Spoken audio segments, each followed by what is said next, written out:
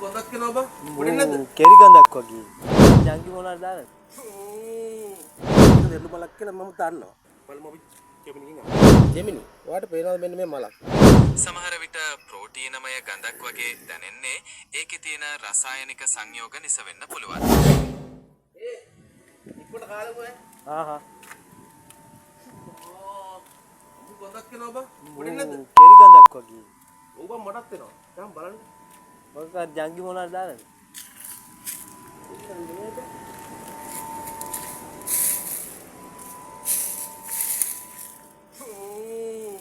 එයි මේක එන්නේ බා. අම්බෝ මෙච්චර මෙතන ගඳ ගාන්නේ මේකද?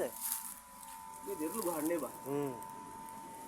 ඉතින් අපි බලමු මේ ගඳ එන්නේ මේ මල් වල ඇයි මොකද්ද හේතුව කියලා.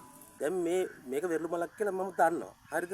නමුත් මම ඔයාලට එදිනදා ජීවිතයේදී ඔයාලගේ විවිධ වැඩ කටයුතු සඳහා උදව් වෙන පොඩි ඇප් එකක් ගැන කියන්න යාවේ. ඉතින් මේ ඇප් එක ගැන දන්න කට්ටියත් ඇති. ඔයාලගේ ෆෝන් එකේ Play Store එකට යන්න. මේ Play Store එකට ගියාට පස්සේ ඔයා මෙතන ගහන්න Gemini කියලා. Gemini කියලා ගහන්න. Gemini කියලා ගැහුවට පස්සේ apps ගොඩක් එයි. උන්ට හරි app එක තමයි මෙන්න මේක. Google සමාගමෙන් දෙන Gemini app එක. ඔයාලට හරිම app එක කියලා බලා ගන්න පුළුවන්. ඩවුන්ලෝඩ් කරලා තියෙනවා බිලියන එකක් ලෝකේ. මේක තමයි හරි app එක. දැන් මේ app එක මම අරගෙන තියෙන්නේ. මම මේක ඕපන් කරනවා. ඕපන් කරලා පස්සේ මේ වගේ ඉන්ටර්ෆේස් එකක් එනවා. අපිට ඕන නම් මෙතනින් ෆොටෝ එකක් අප්ලෝඩ් කරලා මේක මොකද්ද කියලා සිංහලෙන් අහන්නත් පුළුවන්.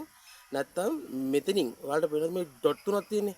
එතෙන්ට ගිහිල්ලා කැමරාව ඕපන් කරලා මේ මොකද්ද කියලා අහන්නත් පුළුවන්. ඉතින් අපි ලේසිම පහසුම විදිය තමයි අපිට එයාලා කතා කරලම සිංහලෙන් කියනවා. එයා සිංහලෙන් කිව්වොත් සිංහලෙන් කියනවා, තමිල් වලින් කිව්වොත් තමිල් වලින් කියනවා, ඉංග්‍රීසි වලින් කිව්වොත් ඉංග්‍රීසි වලින් කියනවා. අපි දැන් මේක ඔබලා මතක තියාගන්න ගත්ත ගමම මෙතන මියුට් බටන් එක ඔබන්න. මොකද වටා පිට ඇහෙන සද්ද හැම එකක්ම මෙයා අවබෝධ කරගන්නවා.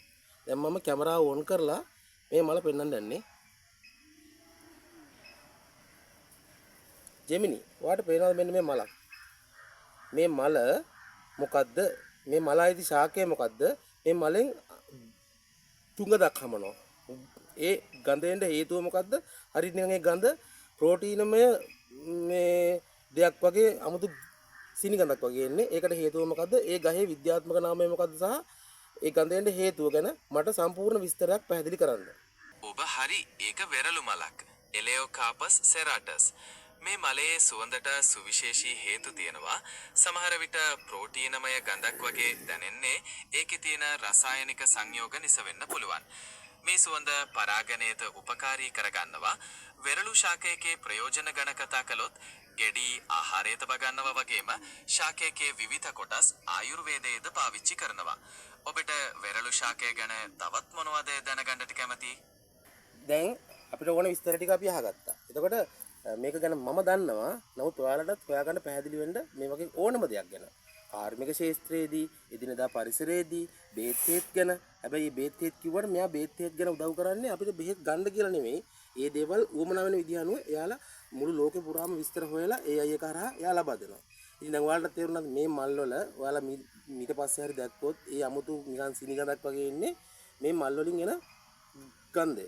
හරිද? ඉතින් ඒකෙන් වෙන්නේ කෘමීන් ආකර්ෂණය වෙනවා. මැස්සෝ වගේ උන් එනවනේ මැස්සෝ වගේ උන් ඇවිල්ලා මේක වහපුවාම එයාලගේ කකුල් වල පරාග තැම්පත් වෙනවා. එයා වෙන මලක වහපුවාම මේ වගේම තවත් මලක වහපුවාම අර පරපරාගණය කියන්නේ ඒ මලේ පරාග වෙන මලක කලංකයම තැම්පත් වීමෙන් පරපරාගණය කියන්නේ අලුත් ජීවීන් බිහි කරන්න තමයි මේ උපක්‍රමය යොදලා තියෙන්නේ. මේ වගේ විවිධාකාර ශාක වර්ග ගොඩක් තියෙනවා. ඉතින් වීඩියෝ ගැන ඔයාලා අවබෝධ කරගන්නදී ඒ වගේම මේ Gemini app එක සමහර කට්ටියගේ ෆෝන් වල Play Store එකේ පෙන්වන්න නැති වෙන්න පුළුවන්. ඒකට හේතුව ෆෝන් එකේ තියෙන ස්පීඩ් එක, OS එක, RAM එක ඔය වගේ දේවල් මත රඳාපත් වෙනවා.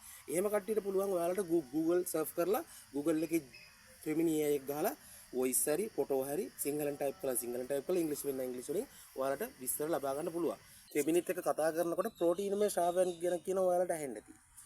ඇත්තටම ප්‍රෝටීන් හැදිලා තියෙන ඇමයිනෝ අම්ල වලින්. ඇමයිනෝ ඇසිඩ් කියන්නේ ඒවට. ඔයාලා ජිම් යනවා නම්, සෙල්ලම් කරනවා නම් ඇමයිනෝ ඇසිඩ් ටැබ්ලට්ස් එකෙන් පාවිච්චි කරන්නේ. ඉතින් මේ ඇමයිනෝ ඇසිඩ් තමයි ප්‍රෝටීන් එකක් හැදෙන්න අපිට අවශ්‍ය වෙන්නේ. ඒ ඇමයිනෝ ඇසිඩ් ගොඩක් එකතු වෙලා තමයි ප්‍රෝටීන් එක හැදෙන්නේ. මොනවද ප්‍රෝටීන් වර්ග තියෙන්නේ? මස් වල ප්‍රෝටීන් තියෙනවා. තව බිත්තර වල ප්‍රෝටීන් තියෙනවා. ඔයාලා හිතකමටවත් හිතුවද ශුක්‍රාණු. එතනින් ගියපුවාම ඩිම්බසයිල. මේක කියන්නේ ලැජ්ජ වෙන දේවල් නෙමෙයි. නයිවිස.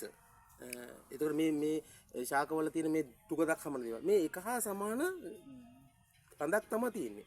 ඒකට හේතුව තමයි ඇමයිනෝ අම්ල බහු අව්‍යවීකරණය වෙලා ලිපිඩත් එක්ක එකතු වෙලා හැදිච්ච සංඝටකය තමයි ප්‍රෝටීන් කියන්නේ. දැන් ප්‍රෝටීන් වල ගොඩක් දේවල් තියෙනවා. මේ නියපොතු ප්‍රෝටීන්, කෙස්ගස් ප්‍රෝටීන්, මේ ප්‍රෝටීන් වලින් තමයි හැමදේම හැදිලා තියෙන්නේ. ගොඩක් දේවල්.